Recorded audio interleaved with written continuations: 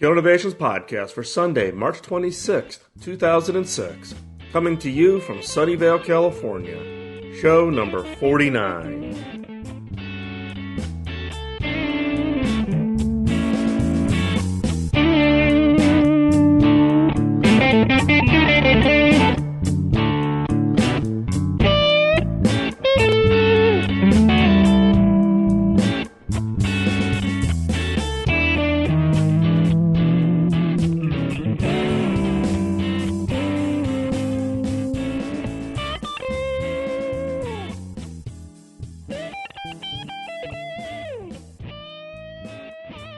Welcome to this week's Killer Innovations Podcast. I'm your host, Phil McKinney. Before we get started, please keep in mind that the information and opinions expressed in this podcast are mine and mine alone, and do not necessarily reflect those of my past, current, or future employers. Well, we've just passed the 1 year mark. March 22nd was the anniversary of the podcast. I was reflecting last night as I was working on today's show about that humble beginning, sitting in the Marriott Hotel in Phoenix, Arizona, when I plugged in that microphone into the tablet computer and recorded the first show. Reflecting back on the last year, the growth in the listener base, new friends and contacts created, emails from all of you. It has been one heck of a ride, and I'm looking forward to continuing the ride for the next year. So, show number 50 is coming up. As I've mentioned before in the podcast, show number 50 is going to be 100% listener content. You still have time to get your audio feedback in, so please email it to me at podcast@killerinnovations.com, or you can phone the voicemail feedback line at 703-636-4460. Remember, that's a U.S. number, so you need +1 703-636-4460. And sad to say, most of the audio feedback that I've got for show number 50 is coming from outside of the U.S. So the listeners in Australia and New Zealand and in the UK are by far leading the pack here. The audio comments that are coming in are great. Next week's show, I think, is just going to be outstanding. So stay tuned. I'm going to be working on show number 50 while I'm on the road this week. I'm heading to Boston tomorrow. I was going to be in Detroit for the Gartner Conference, but that has been canceled. I've been redirected to an appearance in Miami, so I will be actually in Miami, Florida on Wednesday, Thursday, and Friday. Originally, I was supposed to be in Geneva, Switzerland this week, but my day job has asked for me to make some appearances and speeches, so I'm staying here in the States and getting those taken care of for the company. So keep the feedback coming. The emails and audio feedbacks are key for me just to hear from you and hear what you're interested in having me talk about on the show, but also just to give the constant encouragement. Don't forget to vote. We're going to click over to the first of the month this week, and as you may recall, voting on Podcast Alley, which is the leading site for users to leave their comments and vote, etc., changes over at the first of the month. So don't forget to go out there on the first of the month and cast your vote for your favorite podcast. It's the easiest way to let the producers of your favorite podcast know that you appreciate all the effort they put in. Also, got a lot of feedback on the question in last week's podcast with regards to setting up some sample Killer Innovations workshops, either in person or in virtual. And in fact, it looks like I'm going to actually be doing a real live KI sample workshop in Kansas City, Missouri at the end of April. This is actually being set up with somebody I know and who also happens to be a listener of the podcast. And so I'm going to be going to Kansas City at the end of April to give a speech and to actually do a sample KI workshop in the afternoon. So as I get information on that particular setup, and I'm not quite sure if that's fully open to the public, but if it is, I'll get that information posted up onto the website under the events section. And if you happen to be in the area, you can do that. But don't worry, I am going to try to set up other sample workshops, probably one here in San Francisco, since there's such a large listener base here in the San Francisco, Silicon Valley area. but then I'm also going to do one, hopefully in each of the regions, and then also do some virtual ones. So I'm planning on doing maybe one a quarter, and hopefully get a chance over the next 2 to 3 months to have everybody either participate in a virtual workshop via the web, or to actually come and experience one sample workshop in person. Moving into today's content, segment number 1 is what I'm calling Rest and Relaxation for Innovation.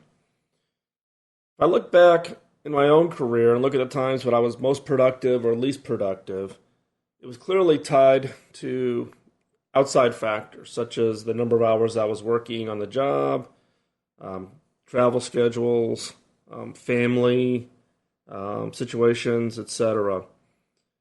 And what I've come back to realize is that the impact of rest and relaxation on your creative output.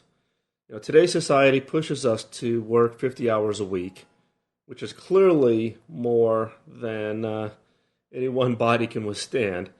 My wife would clearly call me a workaholic, and I have to work pretty hard at trying to keep my balance in check. And my wife does a pretty good job of that. But I do love my job, and I have to keep myself in check. But I love my family. I love the other activities that I'm involved in. I love doing this podcast, but they all add up. And if you don't keep things in check, then I think you'll see a clearer impact on your creativity or your innovation output. Stress is clearly negative to creativity. When you're stressful, you're kind of focused on whatever the situation is, and therefore have no free cycles. Your subconscious doesn't have the ability to kind of go off and wander and think about new and interesting things.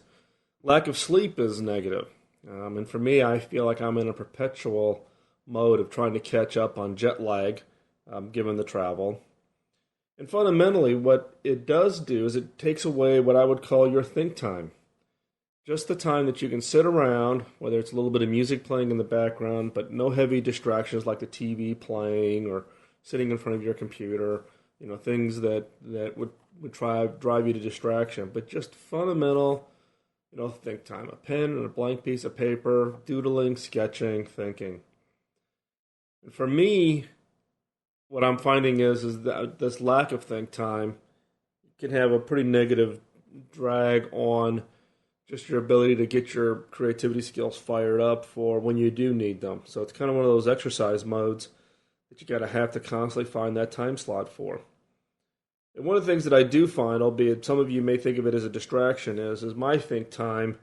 One of the key components of my personal think time is really scanning or flipping through magazines. Now I have thousands of magazines, and even when I'm in this temporary apartment housing here in Sunnyvale, California, the magazine pile is starting to get pretty high already here.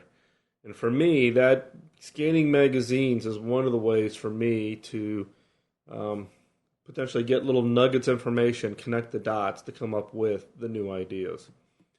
Now, there's a story of Henry Ford back in the early days of the company where he hired an outside consultant to come in and take a look at the entire processes and activities and primarily in the productivity of his employees and come up with ideas of way of improving productivity. So this consultant is going around all of Ford and comes down to this one engineer who's sitting back in his chair with his feet up on his desk and a pad of paper in his hand. Now, this consultant runs back to Henry Ford and complains and says, hey, you've got employees who are basically lazy. They're sitting back in their desks, in their chairs, with their feet up on their desk, not doing anything. And this consultant takes Henry Ford down to this engineering organization and points to this engineer sitting in the corner with his feet up on the desk with a piece of paper. Henry Ford looked at the consultant and said, that engineer has made him millions. He has been the most productive engineer doing that, sitting back in the chair with his feet up on the desk, thinking. And Henry Ford reinforced the consultant, saying that engineer is doing exactly what he should be doing. And then Henry Ford turned around and fired the consultant. The key here, though, is companies need to realize that the shift that's happening from the knowledge economy to the creative economy, that old management practices are not going to work. It's about less hours, not more hours. It's about think time, not milestones. It's more about team and not the individual. And in this particular area, one area that companies need to realize is that the old method of designing offices doesn't work. We need a breakthrough when you start talking about this shift to the creative economy.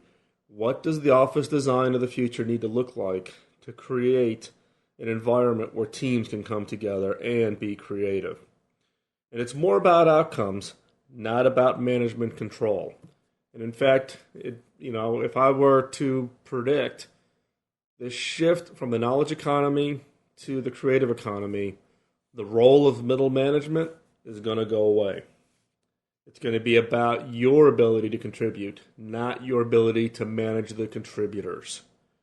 You yourself have to be a contributor to the innovation and creativity in your company or in your personal life.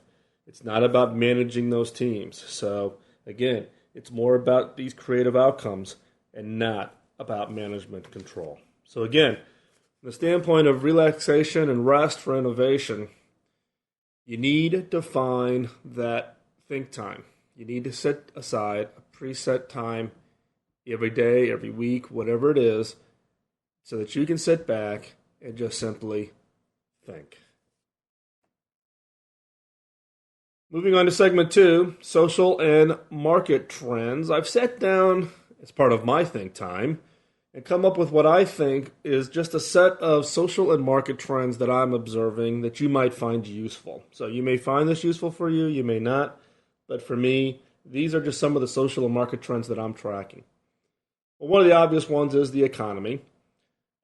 Today, particularly here in the U.S., it's fairly stable. It's a slow growth. It's what everybody wants. Everybody wants kind of a nice growth to the economy. Other parts of the world, it varies.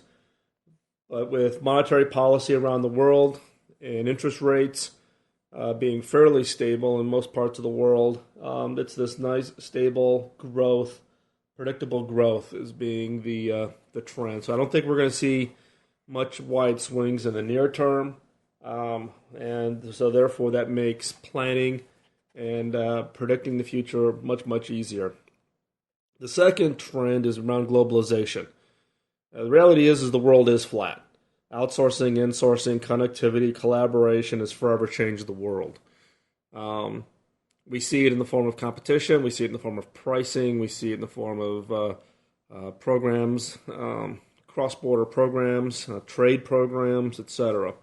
So the reality is any activities that you have going on, globalization clearly has to play a role. The rise of importance of South Korea. It used to be that Japan was the trendsetter for Asia and the U.S. and it helped actually translate U.S. trends into that region. What we've seen over the last few years is the emergence of South Korea as really being the trendsetter, and other parts of the world taking the trends from Korea. So if you're not up to speed on what's going on in South Korea, you need to get engaged there and take a close look. Fourth is connectivity. Connectivity is key to competitiveness. With tools like peer-to-peer, social networking, collaboration, live caching, blogging, all of this is going to continue to grow as the fundamental tool for most everything going forward. You can basically look at a map and look at connectivity penetration within that geography and use that as a very accurate predictor for the social growth and the economic growth of that country. Niche markets. With a flat world, niche markets become big. Whereas a niche market may be a subset of the population of a single country, when you start looking at globalization and the fact that the world is flat, what was traditionally viewed as being very small niche markets all of a sudden become very big. So niche markets and the emergence of identifying those niche markets that are cross-boundary, cross-continent are going to be big, huge growth areas. Next is lifestyles. With lifestyles, it's really around complexity, and complexity is everything. With family schedules, life stages, sources of income, retirement planning, kids in college, and in my case, kids in college and upcoming weddings. That whole issue of complexity and the desire to reduce that complexity and reduce that stress in your family life becomes increasingly important. Next is demographics. The new target age is 35, around what you design for and what you plan for and what you create. Why 35? Let's face it, the youth are maturing faster. We've got teenagers that are growing up at an increasingly faster rate. They're seeing things at young ages that I would have never thought of seeing when I was that age. Just at the same time, the boomers, such as myself, are wanting to act younger. So the new target age for demographics, when you start to think about designing or creating new offerings, the new target age is 35. Youth. Well, the youth will soon be the largest demographics segment of the market on a worldwide basis, heavily weighted towards Latinos. And if you don't know this segment, you need to get out in the field and engage with them. You need to learn what their wants, desires, ambitions are. So again, it's really the youth market, but specifically heavily weighted towards Latinos. And last is religion. It seems that all of us boomers are wanting to get our lives in order before meeting our maker. Maybe people want God's help in this crazy world, but we're seeing an explosion in interest in conversions in religions and attendance in churches and synagogues, etc. So again, it's turning out to be a key trend that a number of market studies are starting to track. So again, I'm going to run through this list one more time. First is economy, globalization, South Korea, connectivity, niche markets, lifestyles, demographics, youth, and religion. Moving on to segment number 3, the killer question of the week. This week's killer question is tied to segment 2, talking about the trends. And what can you do when looking at the planning or generating your own ideas or your own creativity about potential products and services. So this week's killer question is, what opportunities exist within the current social and market trends? What opportunities exist within the current social and market trends? So looking at each of the market trends that we talked about in segment 2, what opportunities exist for new products and new services that address the trend? Now, at the same time, you can take this question and flip it 180 degrees, which could help you come up with potentially new ideas that are kind of counter to a trend, which could open up new possibilities and new opportunities. So if I did a 180-degree flip on the same killer question, the question would become, what opportunities exist if a specific social or market trend were the exact opposite of what it is today? What opportunities exist if a specific social or market trend were the exact opposite of what it is today? So for instance, connectivity. We talked about the role of connectivity and the tools, etc. But there still is a whole social segment that is not connected, that is not using a PC, that doesn't understand what the internet is. So what kind of services could you create for the anti-connectivity users of the marketplace? What about the niche markets? Albeit we see the niche markets as being a key area from the standpoint of new offerings. What if it was the anti-niche market, something that universal could be applied to everybody in the world? What's that one product or service that literally could be used by everyone in the planet? And that's pretty hard to think about from the standpoint of all of the socioeconomic, etc. Water is one, air is another, but what is the one thing that you could go create that is kind of an anti-niche market that literally could be used by everybody in the world? So again, this week's killer question is what opportunities exist within the current social and market trends? And then by flipping that 180 degrees to think about it from an opposite direction, what opportunities exist if a specific social or market trend were the exact opposite of what it is today? And with that, we're going to wrap it up. Next week's show is the Big 5-0, so stay tuned. Next week's show is going to be 100% listener content. I'm going to be working on it while I'm on the road, stitching together all the comments. I'm leaving for Boston and then off to Miami. And I will actually be in Washington, D.C. next weekend. I'll be home in D.C., which will be the first time in almost a month. My son actually has a fencing competition that I'll be back in D.C. for. Keep the feedbacks and the comments coming. That's what feeds my motivation to continue to do the podcast, just knowing that you're out there and listening and that you're getting some benefit from the content that gets prepared for the podcast. Don't forget to vote. Voting restarts at the first of the month at podcastalley.com. The easiest way for you to vote is just to go to killerinnovations.com. In the upper right-hand corner, just type in your email address, click the vote button. Then what happens is Podcast Alley will send you an email. You have to click on that URL. Once you clicked on that URL, your vote is counted. And again, voting is the easiest way to tell the producers of your favorite podcast that you truly do appreciate the time and effort they put into it. Get subscribed, tell others about the podcast, post links to the Killer Innovation site on your own website and your own blogs to let others know about the podcast. And for this week, schedule your think and relaxation time into your calendar. So stop what you're doing, go to your calendar, schedule in your think time and your relaxation time, because that will have the biggest impact on making you more productive this week. Thanks for listening. We'll talk to you next week. Bye-bye. Hold on one second before you go. I know that you did not schedule any rest and relaxation time into your schedule, unless you had your schedule sitting in front of you right now. So, sit back, and I'm going to play some Creative Commons music. So for the next 5 minutes, I want you to use this as your think time.